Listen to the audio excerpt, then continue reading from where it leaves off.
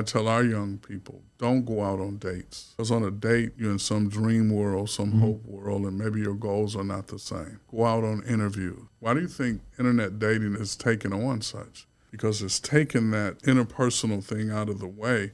We're really just dealing with facts now. Now, I'm not saying I support that over anything. I'm just saying is that an interview is different because my questions are intentional. My interest is intentional. And what I'm looking for is on the table from the beginning. Okay? Now, if we're just going out for a night where a guy and a gal wants to get together and do what guys and gals do, then be upfront about that. Each person, okay? But if you are looking to be based on your values, your perceptions, your perspectives in a relationship for a specific reason, if it's to befriend someone or become friends because that's the first step for you, be clear about that from the beginning. Allow everybody at the table to choose their level of involvement. Relationships, what you know about that?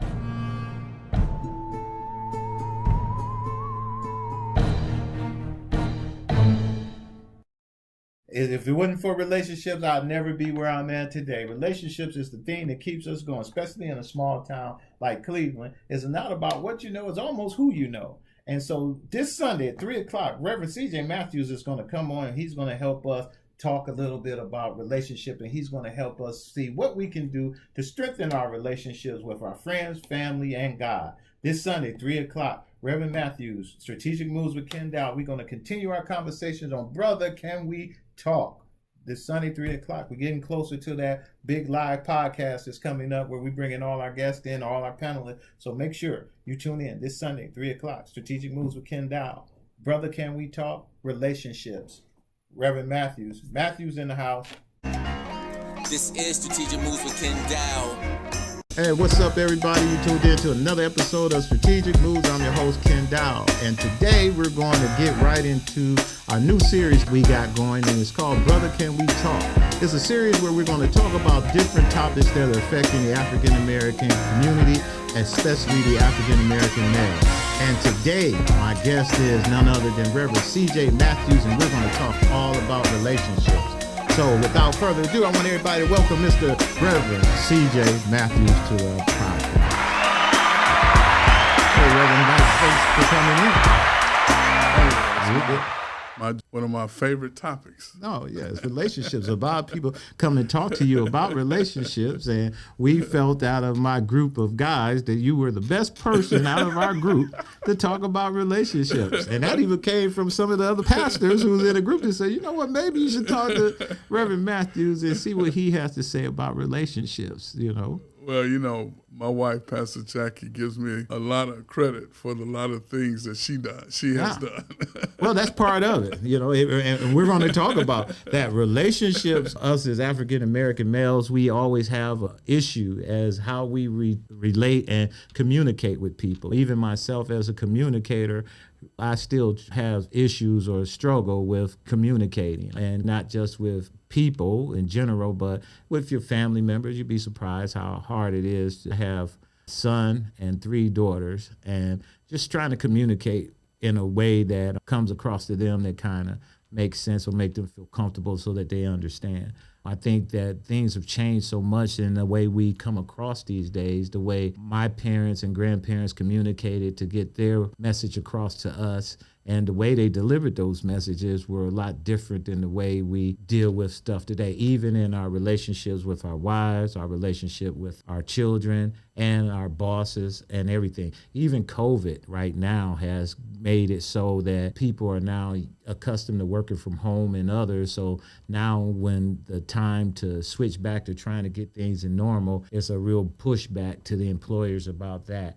So we're going to talk as much as we can because I know it's a big subject, Pastor, but let's talk a little bit about yourself before we get into that. I have the wonderful privilege of serving a great congregation called Mount Sinai Friendship United. That's our church, but then I have an opportunity to sow into the world through our connected platforms, which is our social media and streaming ministries and those kind of things. So it's real exciting. Fortunately for us, we were into those things even before COVID, so it wasn't new to us, but it has changed dramatically. I had the wonderful joy of being married to the same person for the last 48 years. That's good. And so that's why people think I'm an expert on relationships, but they need to talk to her. She might not have the same opinion. But we have learned how to communicate. We have learned how to get along. We have learned how to enjoy life together. We have 4 wonderful children, 2 boys and 2 girls, and they're all in ministry. And they all have other degrees and other skills, but they choose to serve. And 9 grandchildren, and we'll be expecting our 10th end of November. So we're a very happy, excited family. I don't know how many pastors get to serve as I've served in the church that I grew up in. Followed a tremendous father and son team, and our founding pastor, David Weldon Hill, and my pastor, Dr. Luther F. Hill. And then I had the privilege of going over and serving the Friendship Baptist Church. Okay. And that church followed a father and son, and Dr. Stallworth and then his son Leon, who passed. Then I organized the church in the mall, which was a hip-hop church. Okay. And so those 3 churches coming together make up Mount Sinai Friendship United, and Church in the Mall, which was a marketplace ministry. So that became our connected ministry. You know what? I remember that. You was in Randall Park. You know, I forgot all about it. People are unaware Yes, of this, I forgot but the about last that. official owner of Randall Park Was you? was me. Yes, that's what you flashed me all back when you were saying. I said, wait a minute. Remember, because you had Mark Harris in there as well. Yep, Mark yep. Harris was running everybody through the mall, doing their workouts and Raw everything, talent. man. Yeah, You had that Mark whole is doing mall. well now. Yeah. Some of his trainees have gone on to NFL. He's doing very well. Then I had Magic Johnson Theater. So we've been very fortunate, very fortunate, very fortunate. And so that's something that I always remind myself of as an African-American male, how much I've been given, because I have been given so much in a great family, a great church. My grandparents stayed married until death. My parents stayed married until death. And everybody doesn't have that testimony. That's correct. And I think that early on in my life, even though I wasn't necessarily ready to be married early on, it allowed me to say the institution was sacred. And I think relationships go far beyond just the institution of marriage, especially today. And there's a way to have healthy relationships regardless of who you are. So what are the keys to those healthy relationships? Husband, wife, or any 2 people. Yeah. The dynamics change based on parent, child, husband, wife, partner, but the things that are healthy don't change. Okay, good communication patterns. You got to learn how to talk to each other. Or communicate. It's not all talk. Some people are introverted. All right, so we have to give them time to process things. I talk all day and all night. My wife will tell you, as long as somebody will listen. So it's easy for me. But the more challenging the subject, it gets a little harder. Right. Okay? So the more tension, it gets a little harder. Conflict makes it real hard. So communication becomes extremely important. But the most important thing in a relationship, to me, I think, is just enjoying spending time together. And how do you maintain that over time? Having a sense of the value of the person. If I value you, then I can't put my hands on you. All right? If I value, certain words aren't going to come out of my mouth. But I think you have to learn those things. I always use this analogy in my sermons. I have a fat head. So the kids would tease me and call me fat head. So I had to learn how to deal with that, fighting and other things. Now, if my mom called me fat head, that hurt my feelings. I'm going to cry. But then if she said, okay, Chucky, let me lay your little fat head on my lap, I felt better. Okay? Because it was a different way of saying it. So rhetoric is important. Let me say it in another way. Therapy. That third party in a relationship now, I believe. How necessary is that these days? And is it as necessary as I see a lot of people putting emphasis on therapy? And to me, just me personally, it seems like it's just a way of not communicating. Instead of talking to me, you rather go talk to somebody else to tell them to come in, so then to talk to me about something that we should have been able to talk to each other about. Well, that just depends upon, quote unquote, the therapist. I think having a coach help us with our deficiencies is invaluable. You can call that a therapist, you can call it a pastor, you can call it an engager, a coach, however you name it. For some of us, we just learned on the fly. Most of what we learn in relationships, we learn on the fly. We learn by doing, we learn organically. But if you add information to that, especially good information, or if you add experience to that, then all of those things become important. A therapist only fails if the therapist begins to take sides, because they're more of a facilitator. But I don't want to critique anyone's model, but fortunately I'm a trained person. Prior to going into ministry, that was going to be the field I chose to go in. But I think having that coach and not that person who's your listening ear. Right. Because, I mean, we trust some people in our life and they have value, but they don't have a clue about relationships. That's why it's hard for me to say that I will talk to somebody about relationships unless I don't know who it would be. And I'm just being honest now, unless I just really want to get somebody's opinion, because that's basically why, well, let's hear your opinion. And maybe you have something that can help me. And see, that's not healthy. Right. Opinions are okay, but I don't really participate in the therapeutic process anymore because I chose to go into pastoral ministry, so I never got a license. But I think that what we want is someone who can help us gain insights into ourselves. Because those opinions are great, but they're still based on your perception. Exactly. Whereas if we sit down in a session and we empower people to gain insights, then those insights become invaluable. And then they have to choose to make a decision, whether it's, wow, I didn't know I was doing that, or I know that was affecting you that way. Because sometimes we don't realize how we are affects our mate, our spouse, our partner in a way that's even negative, especially if they haven't gained the strength, the comfort, sometimes even the courage, depending on who they're married to. Hey, wifey. Right, tell them what to be able to say. I'll give you a great example. When I met my wife, I called her nice, sweet, innocent Jackie. Well, now she's a lion, tiger, and a bear right. in a very healthy You're right. sense. No, I understand. And I'm excited to say that because over time I've watched her stand her ground, defend her space, and become who she is. And I like to think that some of my understanding, some of my compassion, some of my selflessness has come from seeing that in her. So I am for lack of a better term, in God terms, I am a softer guy. Right. And she's a tougher woman. Well, there ain't no doubt in my mind. I'm the definitely tougher guy in that household. I choose not to be, but unfortunately that's the role I have to play in that house. So let me ask you again, as it relates to having the courage to be able to speak about issues that someone would bring up, but being able to talk to someone else about that and have that person talk to somebody about your issues. And I guess if that's what you have to do in order to get through a problem, I guess that's what you have to do if you really want to make these relationships stand strong, I guess, or if you really care about a person, you go that extra mile. What seem to be the biggest issue you think that you get more of, or seem to be the most common thing that you think couples are having to deal with? If trust has not been violated, I'm going to put that one out there first. Trust being violated means that there's a third party involved in the relationship. So if that hasn't been violated, then they're going to come in and say it's communication. But what I've discovered over time is that the things that are challenging to people is they don't know, they're unaware of the other person's understanding or their way of seeing things, which leads to strengths and weaknesses. Then who in the house is the better financial advisor? Well, if you got a philosophy that says the man is in charge of the resources or the woman, whatever that is, that may not be the best thing, so there's financial tension.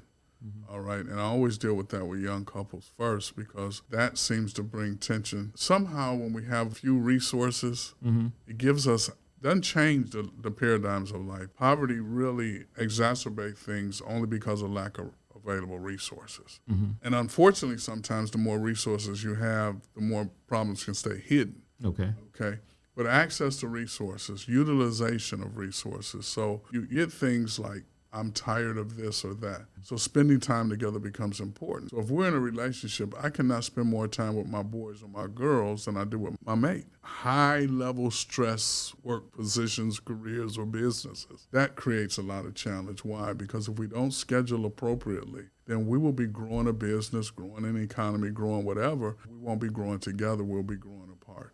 Clear goals. Like my wife and I, when we early in our marriage, I needed to finish school. And she was the main breadwinner. And then she finished school. Being able to be a partnership in that way. Communication is so much more than being able to talk and understand. It's about envisioning a life together and then being able to put that into a workable plan and then working toward it and evaluate it just like I'm sure you have to do in your business. And constantly reminding each other, hey, we're in this for a purpose. We love each other. We enjoy each other. So let me ask you, as it relates to African-American male and the male in that relationship, Do you think the day of the African-American male being the head of household, which is really far and in between these days, statistically wise, and there's a whole bunch of reasons why that may happen. But is there something do you believe the African-American male still holds that position that it used to hold? Or you think now things are just totally changing? Like, I like to believe there's still some brothers out here who traditionally understand how their role should have been in a relationship with women. Then you have some who really don't have an idea at all, meaning because they was never maybe raised by a father figure in their life, and even the woman that they had may not even had a male in their life at all. So their only perspective may be totally different. I think those power models in relationships, I don't think they're biblical. That some people would try to make them biblical. I don't think they're practical because probably in most ways we're doing it together. So whoever falls out the head in one thing, the head may be something else for something else. The traditional male of the role as protector, provider, I think has value. Doesn't that mean the most? You don't think being the protector and the provider of the thing that's most valuable doesn't make you the head of it all? See, my dilemma is that I've fought against oppression all of my ministry, and I'm real cautious about how I utilize terms today that some may see as oppressive. And so I know for a fact that my children would see me as protector, provider, or for a fact that my wife would see me as protector and provider. But I also know that in that process, there have been times when she was protecting us. There have been times when she was the provider for us. So things aren't as concrete for me as they are for some people. Not because of the changes in the last 30 or 40 years, but the reality. Still the protector and the provider, though. Even if today you step I could be down. the protector and the provider just by having a pistol. But no, you can be it because anybody who knows Reverend C.J. Matthews, and they know the Matthews family, and they know who is the protector and provider. And that's what I'm saying. I'm not even caught up in the biblical term of it because I ain't even going. I'm just talking standing up when it comes down to just straight up the thing that most women, and I'm going to say this, and I told you, the women may not like some of the stuff I'm going to say, but I'm going to go there. Most women, in my opinion, want a man to protect them and provide for them. Now, they can say that I can provide for myself and I can do for myself, and I want you to, and you should. But there's a sense of security of knowing that I have someone that's with me. That's why when you walk down the street and somebody's coming at you, you get close to your man. That's a sense of security. It's when you go home and you lay down at night and you're laying in your bed and you're wondering, oh, I can close my eyes because my man is next to me. That's a sense of security. It's a sense of knowing that, you know what, the light is out and I can't climb up there to change it and I need him to change it. A sense of providing for me. Providing is more than just being able to putting a paycheck in, fixing your oil, all the stuff that men provides for women, which a lot of women don't get from men these days because they don't have men who does those things. My wife don't get because I don't do none of that. Because you don't do nothing, but you make sure it gets done. No, she do it. Well, that's because she chooses to, though. Absolutely. I'm just pushing it. No, I understand. Because if we accept beginning question was to empower young or empower brothers in relationships. Because if we only operate out of the stereotypes, we'll see the failure of those models significantly. And what has worked for us, I could recommend to other couples, but it probably wouldn't work for them. Because the discovery process and period in a relationship is the most empowering period. Now, you would discover things lifelong. But that initial discovery is so important, which is why I tell our young people, don't go out on dates. Because on a date, you're in some dream world, some hope world, and maybe your goals are not the same. Go out on interviews. Why do you think internet dating is taken on such? Because it's taken that interpersonal thing out of the way. We're really just dealing with facts now. Now, I'm not saying I support that over anything. I'm just saying is that an interview is different because my questions are intentional, my interest is intentional, and what I'm looking for is on the table from the beginning. Now, if we're just going out for a night where a guy and a gal wants to get together and do what guys and gals do, then be upfront about that, each person. But if you are looking to be based on your values, your perceptions, your perspectives in a relationship for a specific reason, if it's to befriend someone or become friends because that's the first step for you, be clear about that from the beginning. Allow everybody at the table to choose their level of involvement. We don't have to guess and wonder like we used to in the past. Although I believe that a lot of sustainable relationships just happens organically. We met at the workplace, we met here, or we met there. But the potential of successful relationships exists. I think if brothers have healthy models, that's a great step in a good direction. I think if you're in a healthy community of men, that means that in this community, we value women. We understand women. We check each other on things that are unnecessary. Or if my community is a group of guys who see women as a specific thing in a specific way for a specific purpose, that's who you are. I was fortunate enough to have a grandfather and a father, uncles galore, coaches, teachers, all black males. Now, there were some Caucasian coaches and teachers also who were equally there. So I've had good models. I've had good wisdom. Still made mistakes, still messed up a bunch of stuff, but that was available. So I think that for the young men in our communities, we have to find organizations, churches, mosques, places for them to relate to. We got to be in the rec centers. I just left a guy who has a giant rec facility in a suburban community about maybe bringing some of the young guys from our community out there to just experience something. So we got to be more intentional in developing, especially those of us who have daughters, more intentional about giving access to young minds to develop in a way that they become a healthy person for their partner, their wife, whoever's going to be in their life. You know, and the reason why I went on the alpha male thing in the relationships is because I believe exactly what you said. I believe that in a relationship, there's a role for everybody. And being that of the role of saying that's what I want to do, it's just accepting one of the many roles that has to be put forth in a relationship. And me personally, I only can speak for myself, believe that every male should be ready to accept that role as a minimum coming into a relationship with his wife.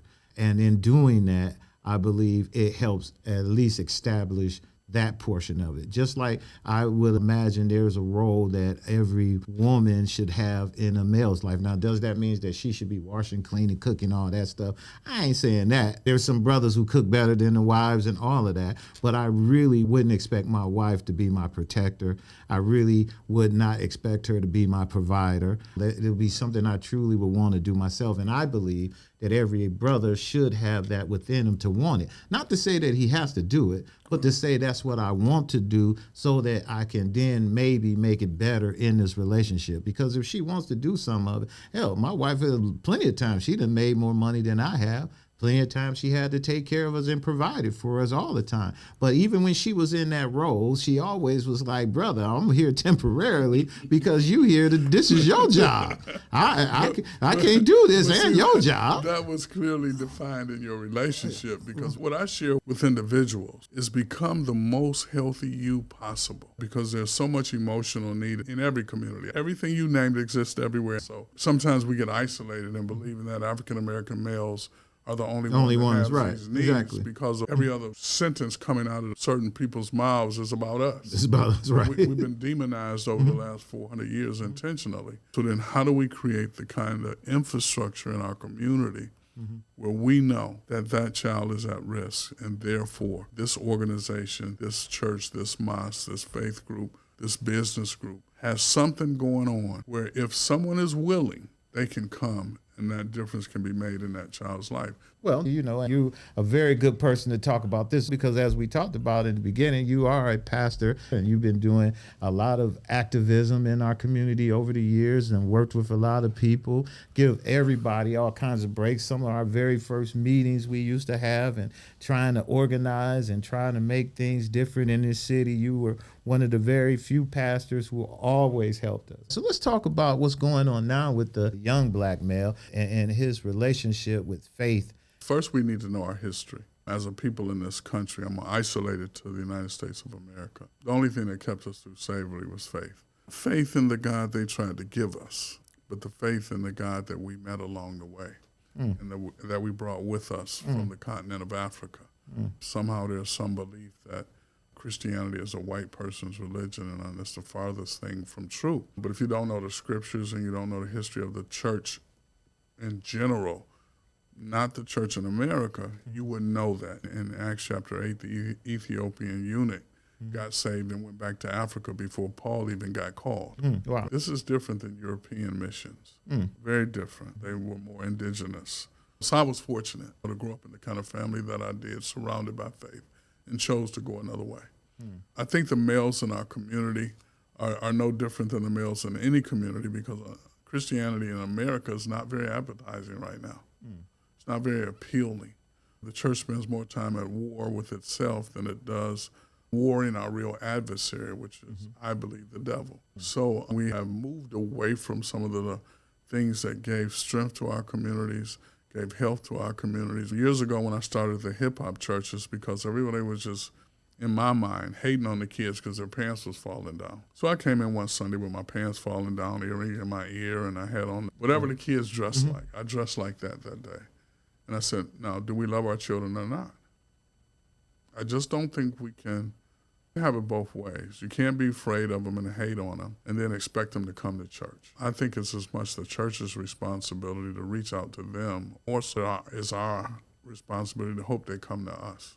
When I first got saved, my rhetoric was more of the street than it was of the church. People came to hear me at revivals only because they wanted to see if it was me.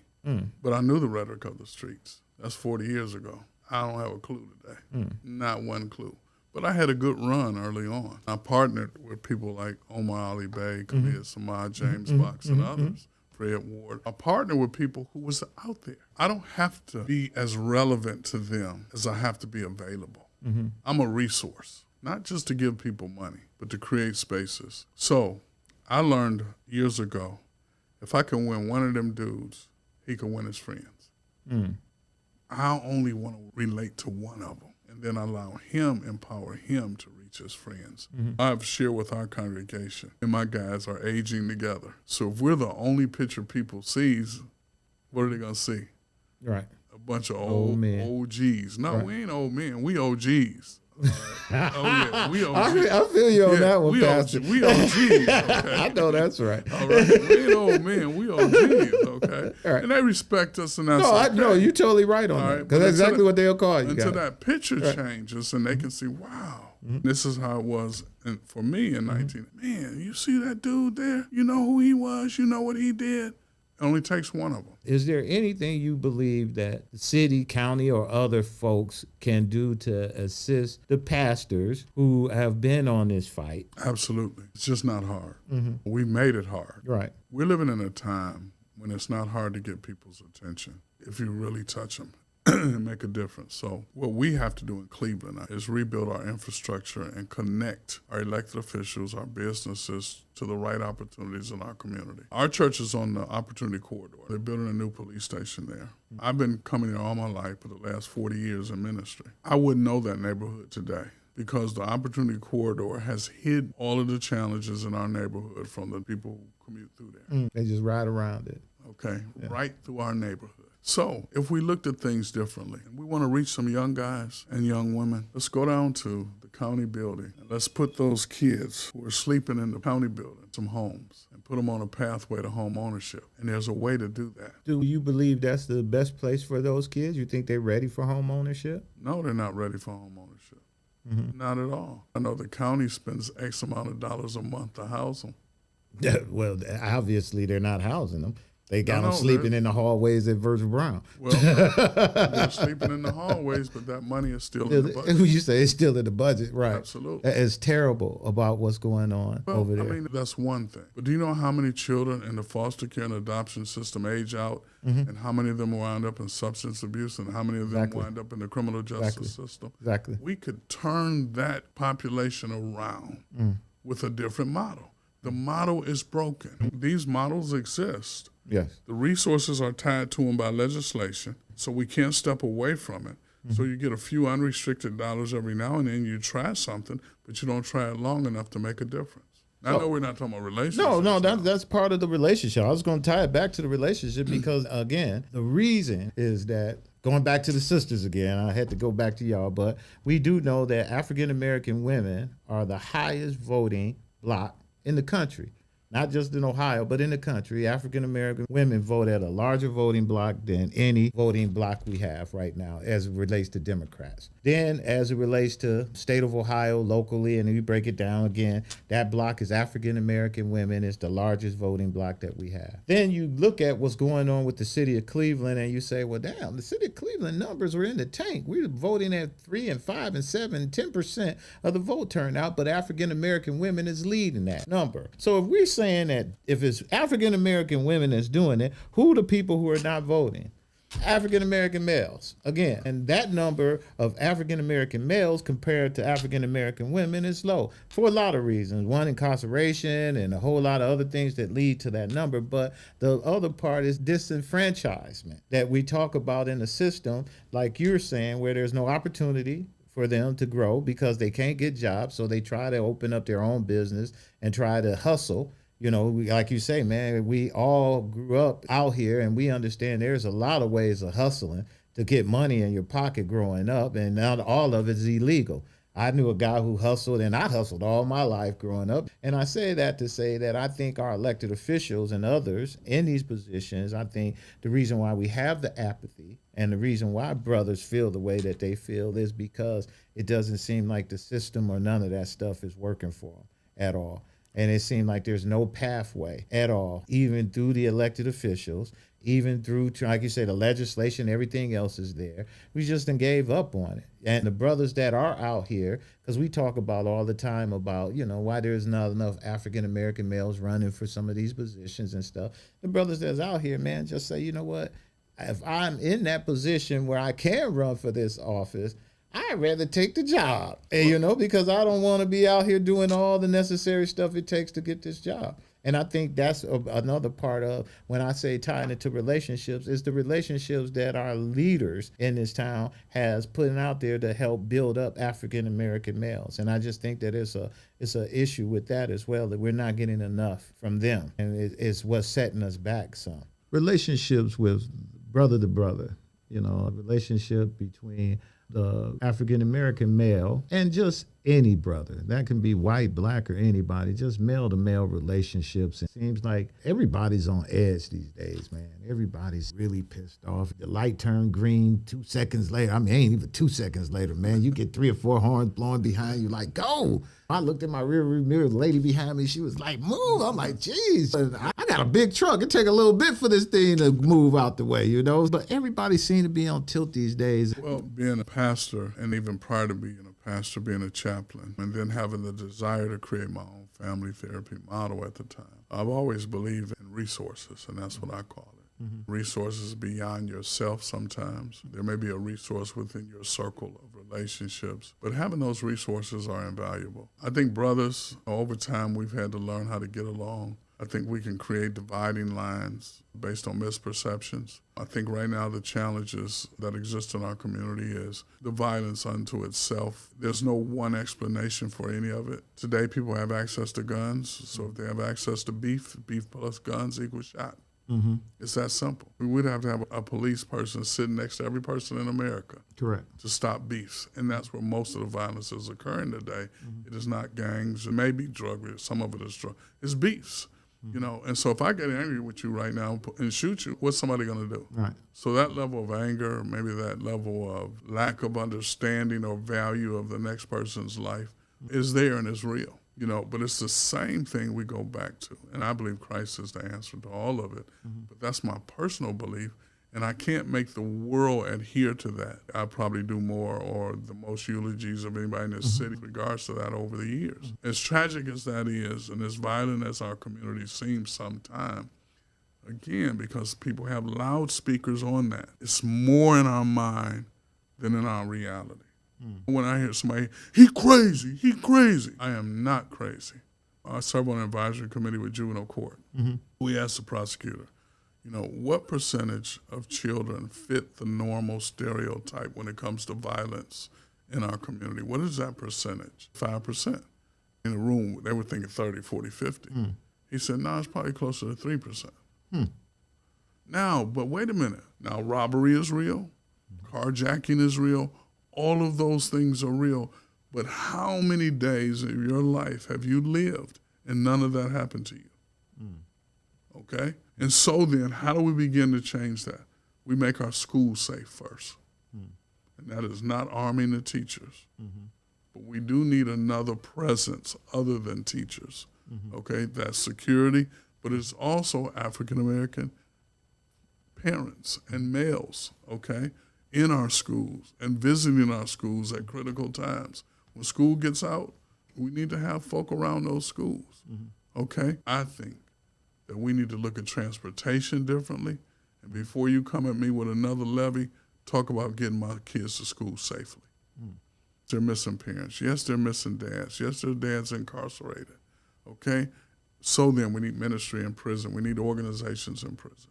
We also need advocacy. We need to begin to go after that. And Fred Ward, he's the perfect person to talk. I want to thank you again for coming on our show, for doing that. And if you have any questions that you would love to ask Reverend Matthews as it relates to relationships, he's our guru on relationships. So please submit those questions. He said send the questions early because he want to ask his wife so he can answer them on the show next time.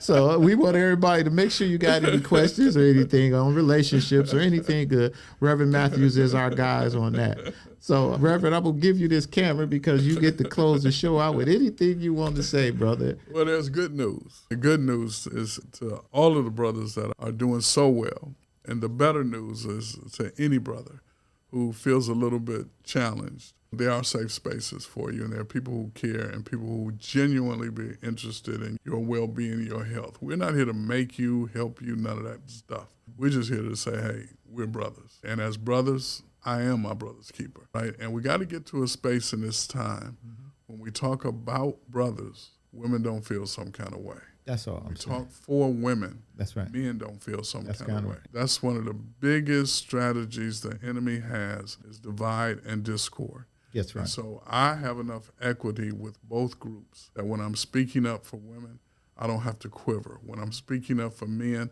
I don't have to quiver because I've got women in my life and women in our congregation and women that I've served all over this community as well as men know the equity that I have, and I've gained it over years. Doesn't mean I'm perfect. Still got a lot more equity to gain, but I do have some. And so we're brothers. And don't let anybody tell you that where you are is the end of your life unless you give up and you quit. Hey, Pastor, I really appreciate you coming on the show doing this on Joy. relationship. I'm going to find out how much equity I got because I got 5 more episodes to do. We'll see y'all at the next one.